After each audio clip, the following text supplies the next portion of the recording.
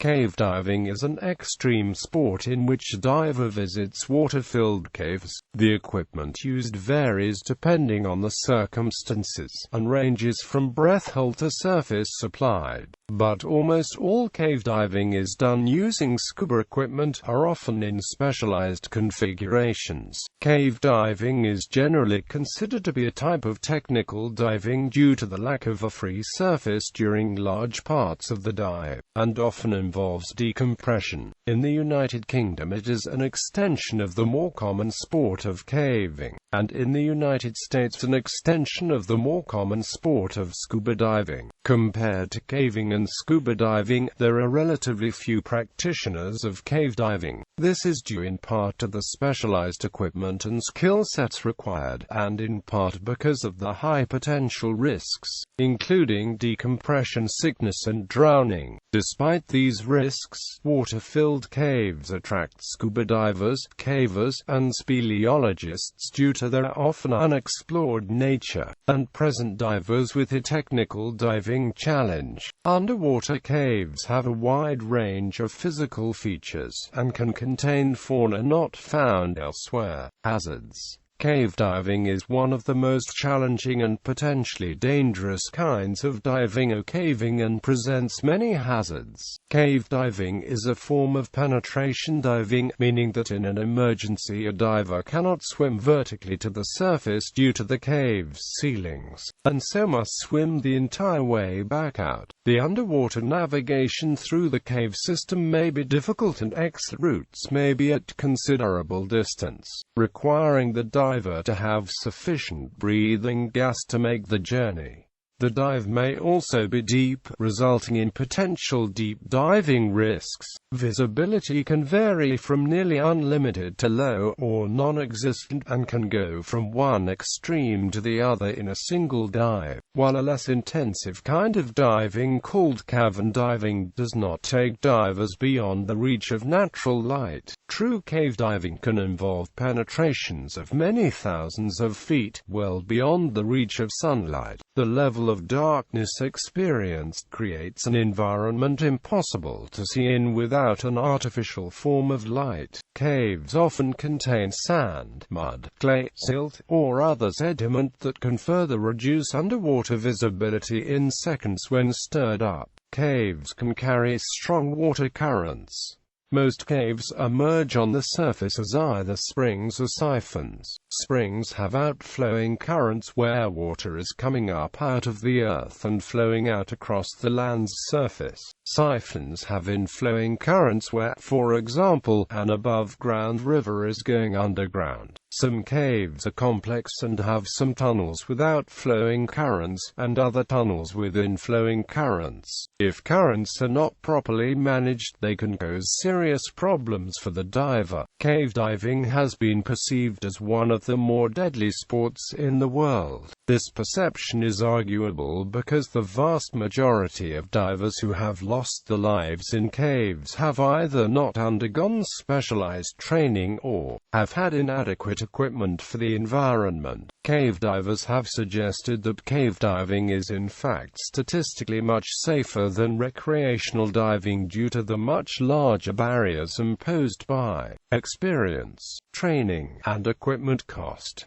There is no reliable worldwide database listing all cave diving fatalities. Such fractional statistics as are available, however, suggest that very few divers have ever died while following accepted protocols and while using equipment configurations recognized as acceptable by the cave diving community. In the very rare cases of exceptions to this rule, there have typically been unusual circumstances. Safety. Most cave divers recognize 5 general rules or contributing factors for safe cave diving, which were popularized, adapted accident became generally accepted from Exley's 1979 publication Basic Cave Diving: A Blueprint for Survival. In this book, Exley included accounts of actual cave diving accidents, and followed each one with a breakdown of what factors contributed to the accident. Despite the uniqueness of any individual accident, Exley found that at least one of a small number of major factors contributed to each one. This technique for breaking down accident reports and finding common causes among them is now called accident analysis,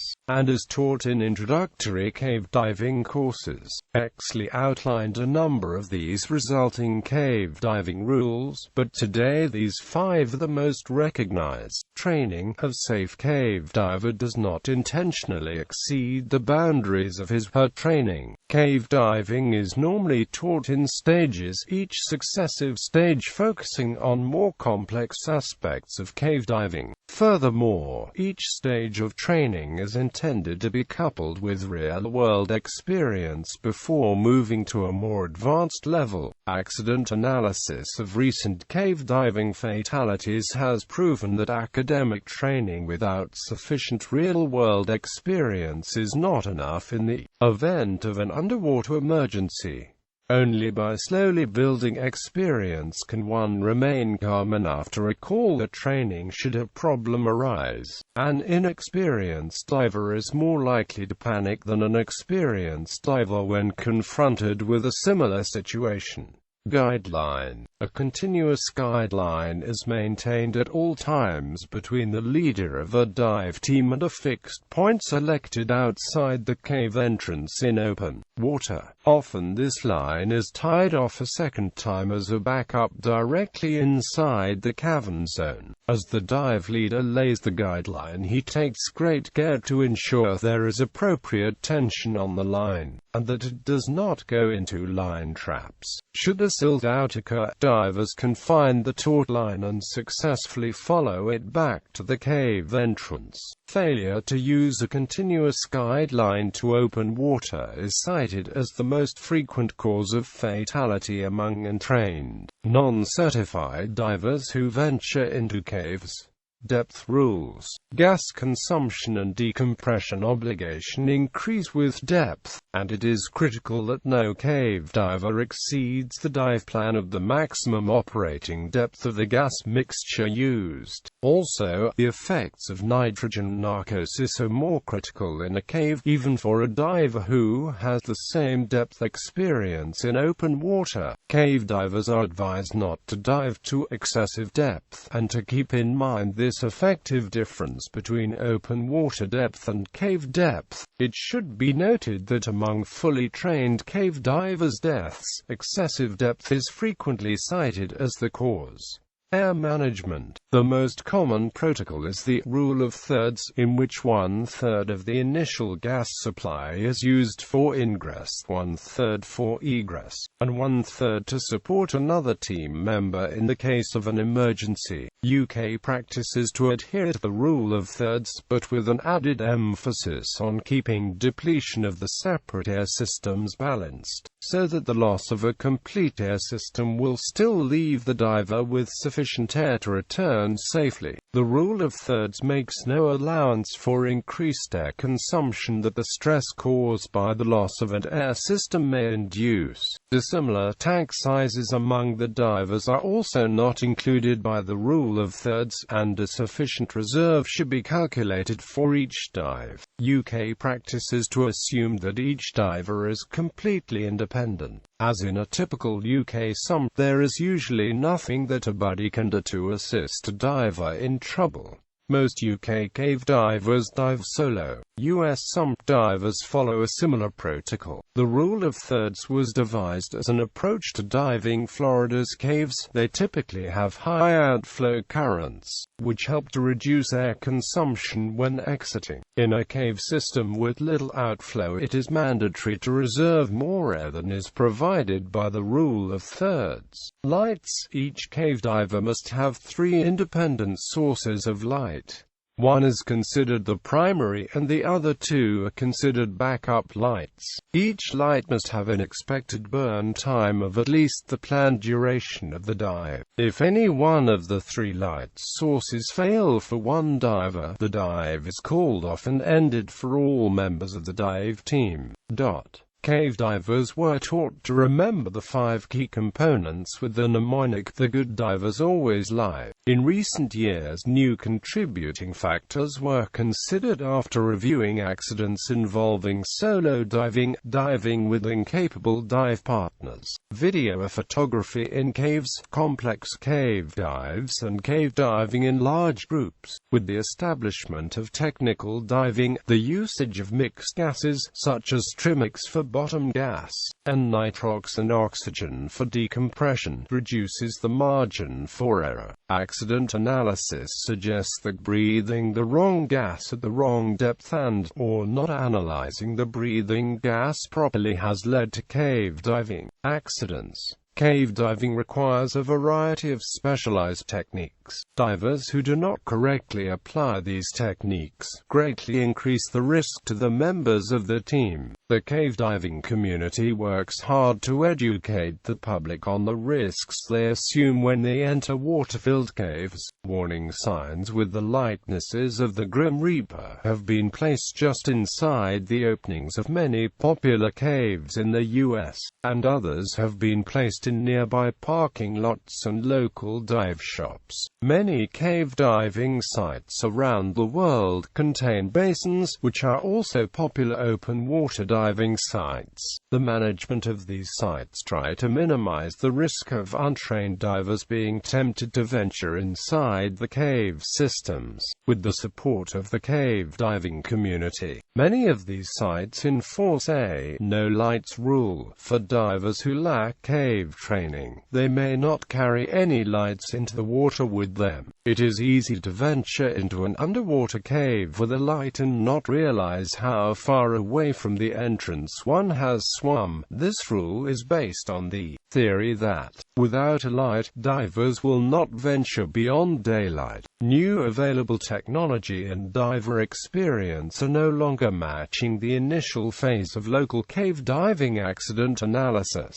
In the early phases, the analysis shows that 90% of accidents were not trained cave divers. From the 2000s on, the trend has reversed to 80% of accidents involving trained cave divers. Modern cave divers' capability and available technology allows divers to venture well beyond traditional training limits and into actual exploration. The result is an increase of cave diving accidents. In fact, in 2011 alone, the yearly average of 2.5 fatalities a year tripled. Furthermore, in 2012, fatality rate average had already been surpassed and actually reached the highest peak ever at over 20. As response to the increase in fatalities during the years 2010 onwards, the International Diving Research and Exploration Organization was created in order to bring awareness of the current safety situation of cave diving by listing current worldwide accidents by year and promoting a community discussion and analysis of accidents through a cave diver safety meeting held annually. Equipment used by cave divers ranges from fairly standard recreational scuba configurations to more complex arrangements which allow more freedom of movement in confined spaces, extended range in terms of depth and time, allowing greater distances to be covered in acceptable safety, and equipment which helps with navigation in what are usually dark and often silty and convoluted spaces. Scuba configurations which are more often found in cave diving than in open water diving include independent or manifolded twin-cylinder rigs, side-mount harnesses, sling cylinders, rebreathers and backplate and wing harnesses. Bill Stone designed and utilized epoxy-based tank for exploration of the San Agustin and Sistema Huatla caves in Mexico to decrease the weight for dry sections and vertical passages.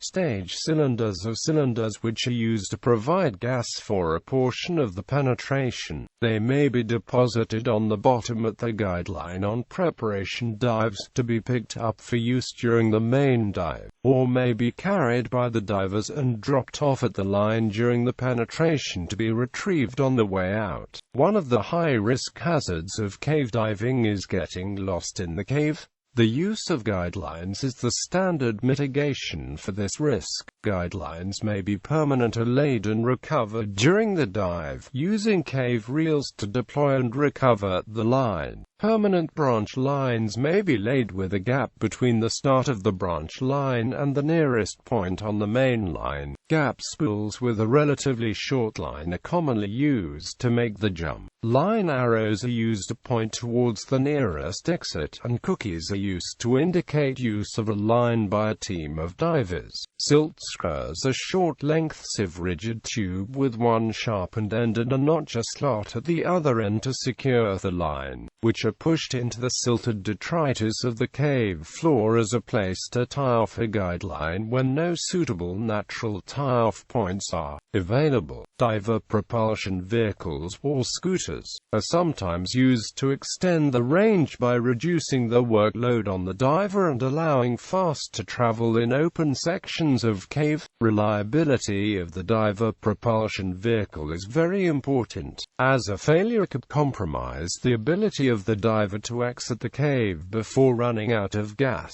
Where this is a significant risk, divers may tow a spare scooter. Dive lights are critical safety equipment, as it is dark inside caves. Each diver generally carries a primary light, and at least one backup light.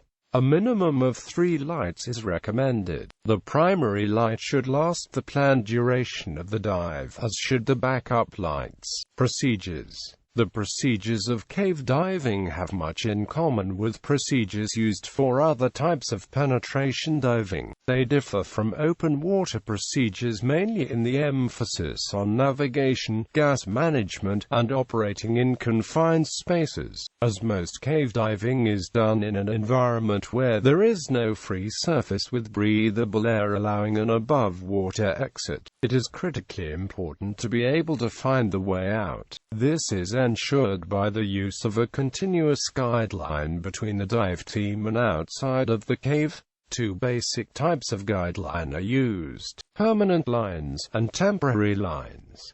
Permanent lines include a main line starting near the entrance, exit, and side lines or branch lines. Temporary lines include exploration lines and jump lines. Decompression procedures may take into account that the cave diver usually follows a very well-defined route both into and out of the cave, and can reasonably expect to find any equipment temporarily stored along the guideline while making the exit. In some caves, changes of depth of the cave along the dive route will constrain decompression depths, and gas mixtures and decompression schedules can be tailored to take this into account. Skills: good buoyancy control, trim and finning technique help preserve visibility in areas with silt deposits. The ability to navigate in total darkness using the guideline to find the way out is a safety-critical emergency skill. Line management skills required for cave diving include laying and recovering guidelines using a reel, tie-offs, the use of a jump line to cross gaps to find a lost guideline in silted-out conditions, and the skills of dealing with a break in a guideline. Training. Cave diving training includes equipment selection and configuration, guideline protocols and techniques, gas management protocols, communication techniques, propulsion techniques, emergency management protocols, and psychological education. Cave diver training stresses the importance of safety and cave conservation ethics. Most training programs contain various stages of certification and education. Cavern training covers the basic skills needed to enter the overhead environment. Training will generally consist of gas planning, propulsion techniques needed to deal with the silty environments in many caves, reel and handling, and communication. Once certified as a cavern diver, a diver may undertake cavern diving with a cave certified buddy, as well as continue into cave diving training. Introduction into cave training builds on the techniques learned during cavern training and includes the training needed to penetrate beyond the cavern zone and working with permanent guidelines that exist in many caves. Once intro to cave certified, a diver may penetrate much further into a cave, usually limited by 1/3 of a single cylinder, or in the case of a basic cave certification, 1/6 of double cylinders.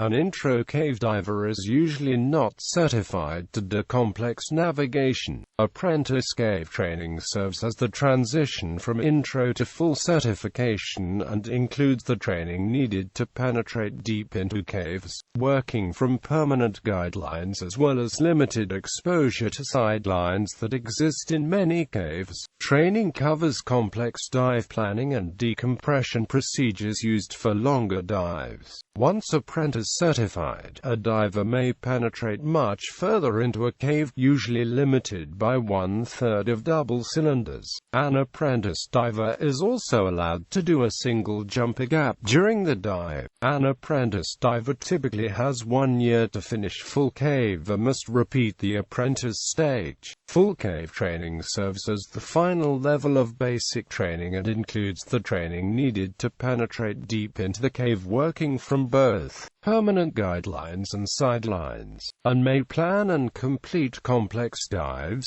deep into a system using decompression to stay longer. Once cave certified, a diver may penetrate much further into a cave, usually limited by 1/3 of double cylinders. A cave diver is also certified as competent to do multiple jumps gaps during the dive. International differences. The cave diving community is a global one, partly due to the highly specialized nature with the resulting small numbers of practitioners at a local level. Cave diving practice can differ markedly by locality. One such difference is the use of a floating polypropylene guideline. Most cave divers in the U.S. balk at the use of any sort of floating guideline. 6 mm nylon line is the norm in UK and is regularly anchored to stones, lead weights, or whatever is needed. These belays are laid clear of mud and silt. In continental Europe, thinner yet slightly buoyant line is typical. Cave diving practices in some localities may be different than those in other parts of the world because those caves require specialized techniques. Consistency in signs and warnings also differs around the world. For example, warning signs are rare in the UK. History. Jacques-Yves Cousteau, co-inventor of the first commercially successful open-circuit scuba equipment, was the world's first scuba cave diver. However, many cave divers penetrated caves prior to the advent of scuba with surface-supplied breathing apparatus through the use of umbilical hoses and compressors. Scuba diving in all its forms, including cave diving, has advanced in earnest since Cousteau introduced the aqualung in 1943. Two regions have had particular influence on cave diving techniques and equipment due to the very different cave diving environments. These are the United Kingdom and USA, mainly Florida. UK history. The cave diving group was established informally in the United Kingdom in 1935 to organize training and equipment for the exploration of flooded caves in the Mendip Hills of Somerset. The first dive was made by Jack Shepherd on the 4th of October 1936, using a homemade dry suit surface fed from a modified bicycle pump, which allowed Shepherd to pass sump 1 of Swilden's Hole. Swildens is an upstream feeder to the Wookey Hole resurgence system. The difficulty of access to the sump in Swildens prompted operations to move to the resurgence, and a larger cave there allowed use of conventional hard hat equipment which was secured from the Sieber Gorman Company. The left photograph on the standard diving dress page will give some indication of the scale of operations this entail. In UK cave diving, the term Sherpa is used without a drop of irony for the people who carry the diver's gear. Although this has gone out of fashion, support is now more normally used, and before the development of scuba equipment such undertakings could be monumental operations. Diving in the spacious third chamber of Wookey Hole led to a rapid series of advances, each of which was dignified by being given a successive number, until an air surface was reached at what is now known as Chamber 9. Some of these dives were broadcast live on BBC Radio, which must have been a quite surreal experience for both diver and audience. The number of sites where standard diving dress could be used is clearly limited, and there was little further progress before the outbreak of World War II reduced the caving community considerably. However, the rapid development of underwater warfare through the war made a lot of surplus equipment available. The CDG reformed in 1946 and progress was rapid. Typical equipment at this time was a Frogman rubber diving suit for insulation, an oxygen diving cylinder, soda lime absorbent canister and counterlung comprising a rebreather air system, and an AFLOLAUN, meaning apparatus for laying outline and underwater navigation. The AFLOLAUN consisted of lights, line reel, compass, notebook, batteries, and more. Progress was typically by bottom walking, as this was considered less dangerous than swimming. The use of oxygen put a depth limit on the dive, which was considerably mitigated by the extended dive duration. This was the normal diving equipment and methods until approximately 1960, when new techniques using wetsuits, twin open-circuit scuba air systems, the development of side-mounting cylinders, helmet-mounted lights, and free swimming with fins. The increasing capacity and pressure rating of air bottles also extended dive durations. U.S. history. In the 1970s, cave diving greatly increased in popularity among divers in the United States. However, there were very few experienced cave divers and almost no formal classes to handle the surge in interest. The result was a large number of divers trying to cave dive without any formal training. This resulted in more than 100 fatalities over the course of the decade. The state of Florida came close to banning scuba diving around the cave entrances. The cave diving organizations responded to the problem by creating training programs and certifying instructors, in addition to other measures to try to prevent these fatalities.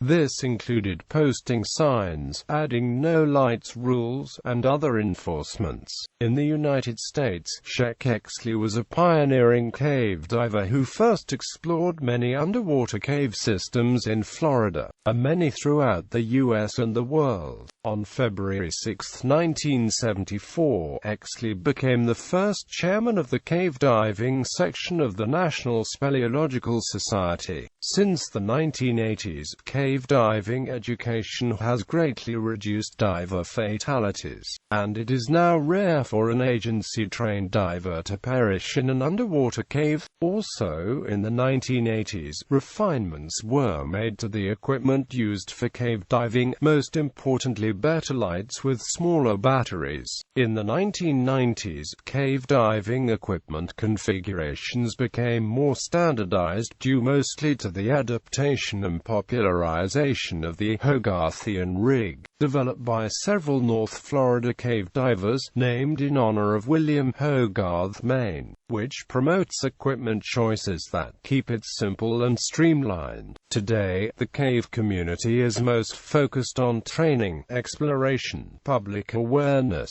and cave conservation. Documentary films made by Wesley C. Skills and Jill Harnath have contributed to the increasing popularity of cave diving in the early 21st century.